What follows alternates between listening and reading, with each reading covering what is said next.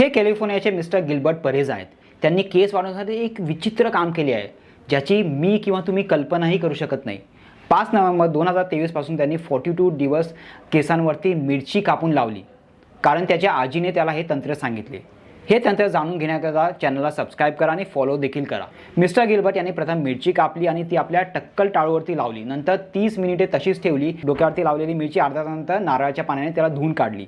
मग त्यांनी vitamin E capsule कापली आणि ती डोक्यावरती लावली. 42 दिवस नंतर काही केसांची वाढ त्यांना दिसली, पण आज ते म्हणतात की केसांच्या वाढीकरता मिरचीचा वापर करणे मूर्खपणाचे आहे.